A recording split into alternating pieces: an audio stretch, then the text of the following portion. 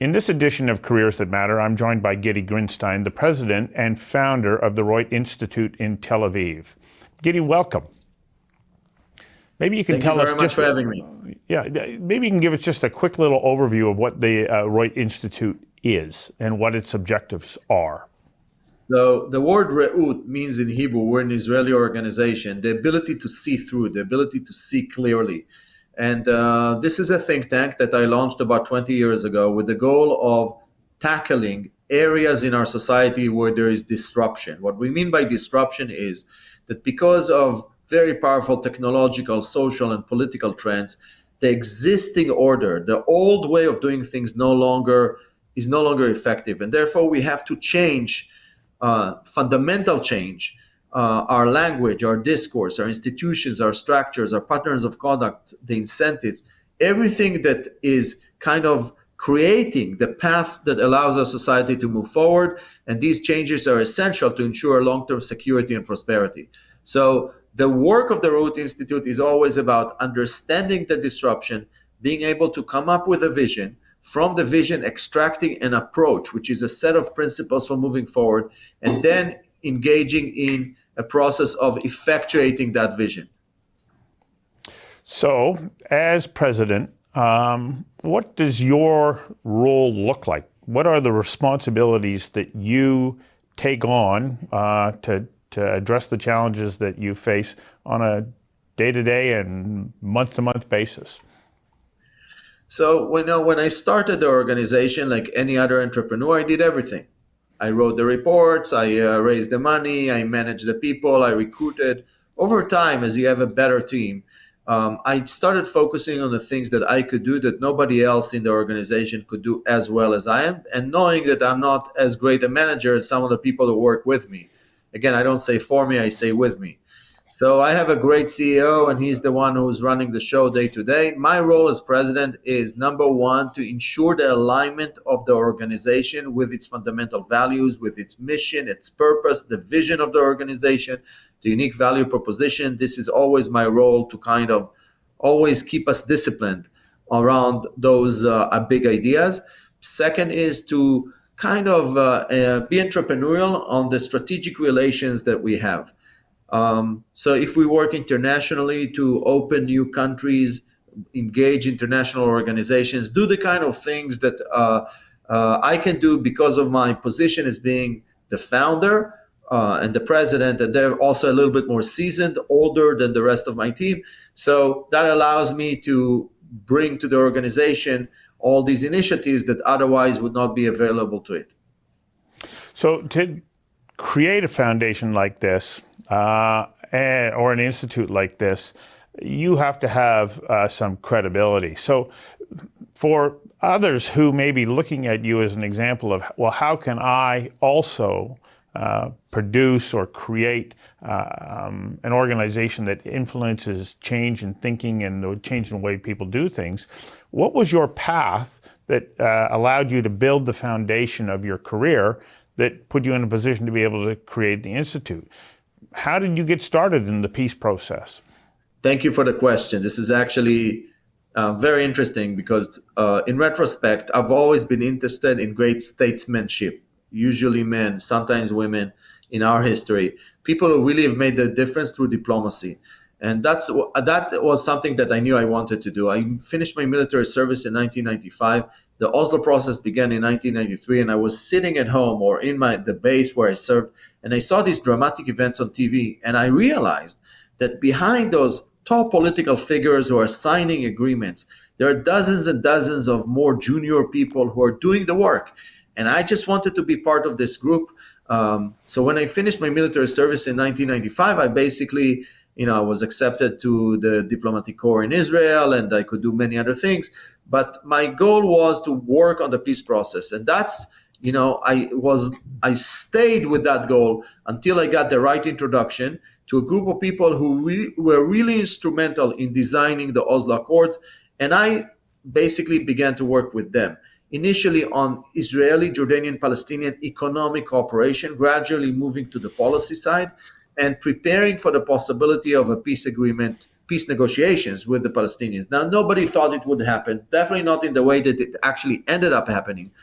But by 1999, when Prime Minister Barak is elected to office and he needs a team, I am right there as one of a handful of Israelis that actually understand the Israeli-Palestinian peace process, peacemaking, permanent status agreement. And that's how I get kind of invited to join the government and very quickly within a few months, rise to working within the Bureau of the Prime Minister as the secretary of our delegation for the negotiations. Now, my initial intention was I just want to be in the room. I just want to be, take the notes, write the reports.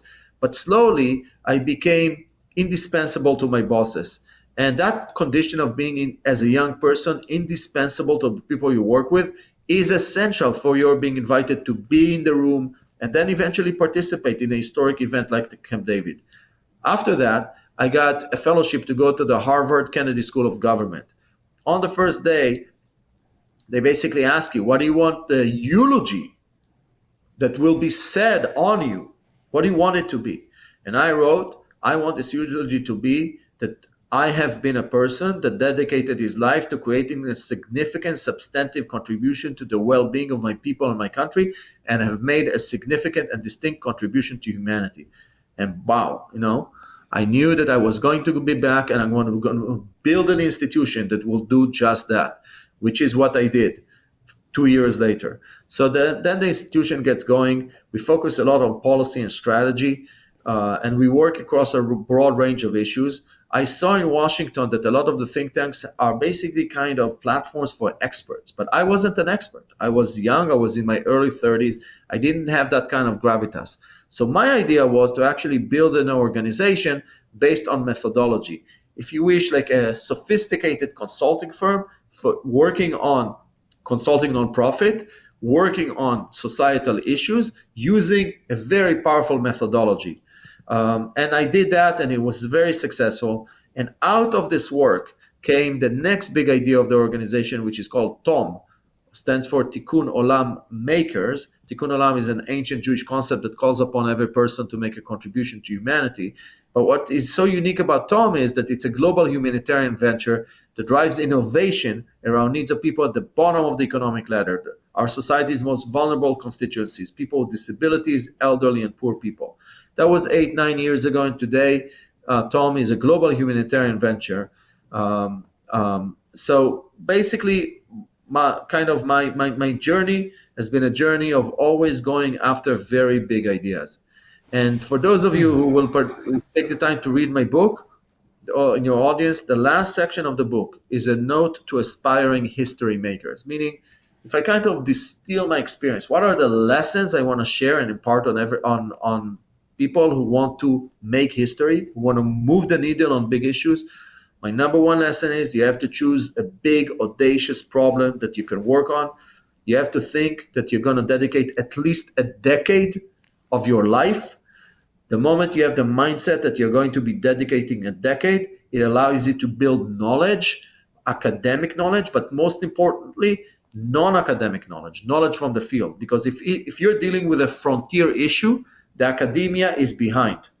The real knowledge is in the field with social activists, with poets, with journalists, and so on. So you have to go out there. We have a saying, the iceberg melts from the edges, meaning if you're in the middle of the iceberg, everything looks white and stable. But if you want to really understand what's happening in your society, you have to go to the edges. And also be willing to carry the briefcase of the greats, meaning work with the greats of the field, whoever is great, carry their briefcase, do whatever they want you to do, work hard, and be available until you become indispensable. What do you think is a defining personality trait that you have that allowed you to be able to go out and chase this great big audacious idea? What's in it? What's in you that fuels you to keep moving forward? Because no matter what, you're going to have faced remarkable challenges, and still you kept going. Remarkable challenges and setbacks. You have to really believe in the cause. I think you have to associate your life's mission with the with the subject that you're working on. Meaning, this is what gives you meaning, and the meaning that you have is what basically drives your passion and drives your ability to try to make a difference, whether it's on the peace process between Israel and the Palestinians. So many setbacks, and you always try to come back, remembering that there are people on the Palestinian side. You have to believe that are going through the same process. They have just been disappointed, but they're willing to come back again, come back in the ring for another swing, as ACDC used to say.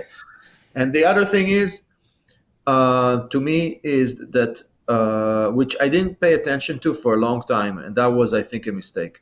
Being able to make a decent living out of it, meaning not being rich, but at least a decent salary. At least in my first few years in this process, that was a non-issue for me, and therefore it was not sustainable.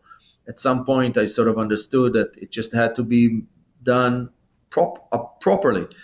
And so it's a lot of it is kind of just these big ideas inspire you. These big ideas lead to your education. They lead to the expanding of your mind. They will create for you tremendous opportunities for meaningful relationships with very interesting people all over the world, and so on. So if your listeners or viewers are into trying to move the needle on global issues, national issues, communal issues, societal issues, I think it's going to be an amazing journey for them. Thank you for giving us a little insight into your background and the work that you're doing now. Thank you very much for having me.